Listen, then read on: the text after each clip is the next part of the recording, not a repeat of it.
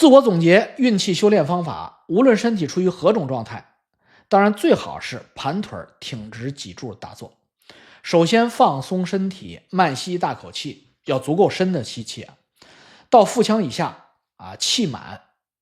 感受到头顶有微弱的脉搏跳动就最好了。接着需要舌尖顶住上颚，并且提肛收缩肛门，就是关闭海底轮。重点是用最慢的呼气缓缓呼出这口气，整个过程会让你觉得气息从丹田，就是从小腹往上游走，逐渐运作到手指的尖端，感受之间的脉搏和掌心发热为好。接着气会继续上行到颅腔中心，专注于呼吸，可以帮助摒弃杂念。下一个玄学，超感功能和我的梦境。王哥您好这是上个星期就是没来得及读的王哥你好，关注您频道1个月，被您深深吸引那天看过您有关甘肃武都张明义的视频就是张局长的视频，感觉莫名投缘因为我也做过一个类似阴差的梦。简单介绍一下我自己，我1985年出生于甘肃白银市你们离得不远。父亲93年因迷恋气功，带我去过一个中功练习会场那时候全国气功热当时流行气功热，7、8岁的我完全不知道那是什么东西。不，7、8岁，你们93年，你不会也在叫我王叔吧？王哥好我原谅你了。我当时7、8岁，完全不知道那什么东西，只觉得好玩。当时一个教室里的气功大师在神叨叨给大家上课，然后看见这个会场只有我一个小孩，于是把我叫到台上然后他用手背运气再用手运气在我的背后比划，问我有什么感觉这都是当时的这种标准流程。我当时背对着气功师，我也不知道他背后比划什么，对众人说我背后有一些麻麻酥酥的感觉。然后他讲解说不同的器官会有不同的感觉，当时是冬天，即使脱了外套我也穿的不少他当时在我身后用手对着我的背隔空进行移动，我并不能知道他的手放在哪里，但我的身体器官内部器官会有反应只是觉得特别神奇。然后气功大师当众对我进行了开天眼的一个仪式其实就是运气，让我闭眼，然后在我的印堂和百会对我输送能量当时我并不相信所以完全没有反应。自那以后，因为父亲还在长期坚持练习气功，只记得他无论春夏秋冬手都无比温暖。有时候身体不舒服他也能帮我治些小病比如说肚子疼他就可以把手放在我的肚子上，然后过一会儿我放几个屁就好了。父亲说气功是可以通气的，后来我自己也开始慢慢的练习也掌握了。需要配合呼吸，集中精神在手掌心就是劳宫穴这个位置。具体方法写在结尾再用手掌对着难受的位置，感觉难受的东西被手像磁铁一样吸住就可以慢慢移动手掌到海底轮，海底轮就是肛门到海底轮将身体的胀气排出体外就是拉出去放出去。掌握这个技术以后，上初中时有一次上课非常难受，但还有20分钟下课我实在忍不住，但是我又不想放屁污染环境，于是我就用我的左手捂着肚子，然后用右手将体内的胀气输给了我的同桌小姑娘是个小姑娘，男女同桌小姑娘一开始坐的笔挺，后来我开始发功之后，小姑娘当时就趴在桌子上捂着肚子，难受的不要不要的。这一幕恰好被我后边的同学看到了，当时我和她都笑疯了。但见同桌小姑娘痛苦的趴在桌上，一下课她飞也似的冲去厕所我就再也不难受了。后来我才了解这是小时候他无意中发现的，左手是进气手，右手是出气手这就是为什么大家带串要带的话，要把所有的木质的一些串都是带在左手祥瑞之气收进体内，而右手呢要带黑曜石或金晶石、水晶一类的净化身体辟邪这个这他妈纯属他的臆断我表示一派胡言就是左手吸右手出是有道理的，但是什么木串带左手水晶石串带右手，这还要结合你本身的五行跟他身上可能是这样的木生他是什么木生火是吧？然后火生什么？火生土。总之就是搁他这儿，可能他正好是一个人这种中间体啊。当我可以成功将气息输送到身体的任何位置之后，发现只要闭眼打坐时，将气汇聚于颅脑中心啊，颅腔中心，冥想眼前会出现光点啊，冥想周围的子气会绕行聚会到光点，或从光点发散出来。以前不知道，后来才知道，这就是传说中的曼陀罗花。这就是曼陀罗。当看到这个东西之后，一系列神奇的事情就开始发生了。一开始我可以看到各种各样奇怪的怪物，还有非常光怪陆离的梦境，甚至包含不同时代、不同宇宙的内容。08年毕业，在北京实习。09年我来南京，我的大学前女友是一个有阴阳眼的人，也是甘肃人，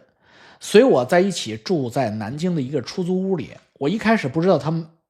他们晚上会梦魇，会不住的抽搐啊，他的梦魇次数之频繁，几乎每2天就会来一次。我不得不向他的体内输送真气啊，才能使他安静下来啊。你不用手输，你用屌输，效果更好。不知是多次给他输送真气，还是相处太久之后，我也拥有了他的能力，就是会梦魇。而且在梦魇之中会看到一些人影，这些人不一定是同一个时代的啊，有些穿着类似文革时期的衣服，有些是白色发亮的老人，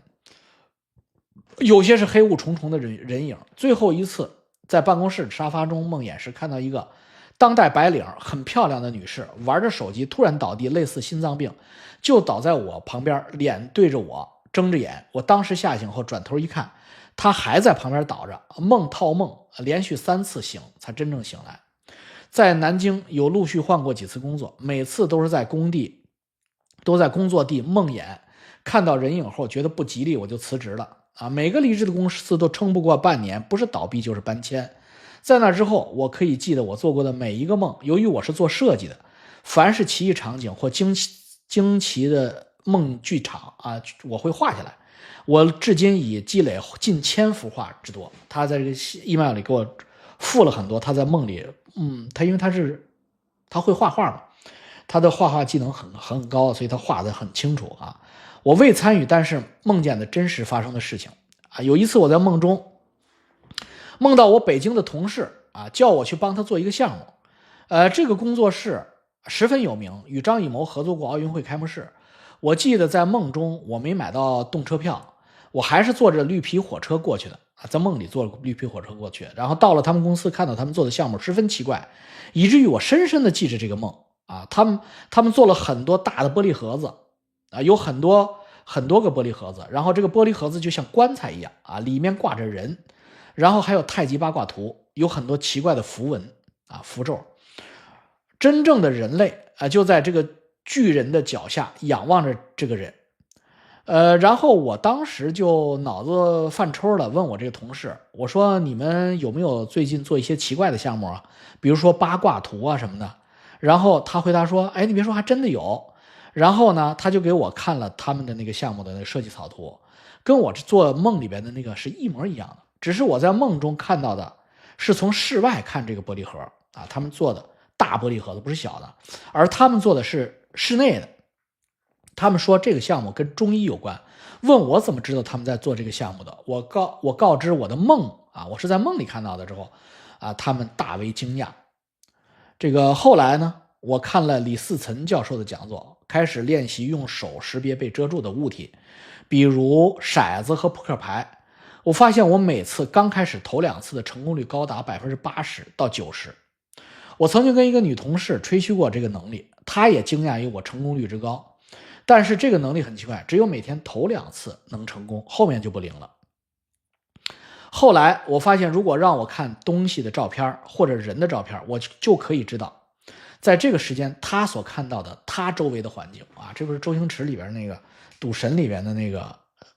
特异功能嘛，从而判断出他在哪里。一开始我是有一次因为车钥匙找不到，无法回家，搜遍停车场都找不到，我就运功感应到他就在我的办公室里，但是我无法确定具体位置，于是我在辅助用小六壬卦象告诉我这东西就在我位置东侧近在咫尺，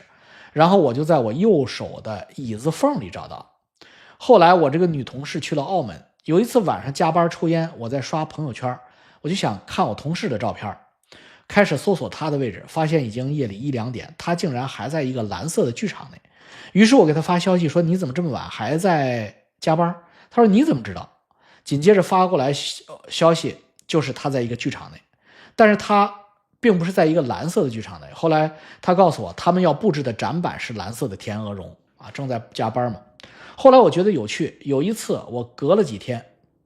看着照片又搜索这个女同志的位置，发现她正躺在沙发上看手机，沙发旁边有红色的窗帘，然后我就把这个周围的环境的状态发短信告诉她，结果这个姑娘呢就非常不高兴啊，因为感觉到在侵犯他人的隐私之后，我不干了啊。我和这个同事有个共同的同事叫 B 哥啊，然后24年的时候突然失踪了。家人来公司说希望他的失踪不要给你们造成麻烦，也就是说他的家人知道他去哪儿了，但不愿意告诉我们，可能是一些难以启齿的事儿。后来我也根据 B 哥的照片先后就搜索感应过他的位置，第一次是在南亚的一个山坡上，我感觉得到是在热带，气候湿热，周围有大棚，一个类似农村的自建房别墅的门口，好像他很开心。第二次我再搜索 B 哥的位置，就感觉非常不妙，因为我看到这个人的脑后被开了一个大洞，整个身体被埋在土里，只有头露在外边。我觉得他有可能是去了东南亚一些不好的地方，而且被人杀了。因为之前 B 哥在公司的时候就十分好赌，也在网上跟一些不良网站互相沟通非法赌博。后来我问了同事和老板，才知道他在失踪之前几乎管所有的同事和领导都借过钱，每个人至少借10-20万。我不太信邪，之后又多次运功搜几次，每次都是一片漆黑，感觉这个同事肯定是没了。自我总结运气修炼方法，无论身体处于何种状态，当然最好是盘腿挺直脊柱打坐。首先放松身体，慢吸一大口气，要足够深的吸气到腹腔以下气满，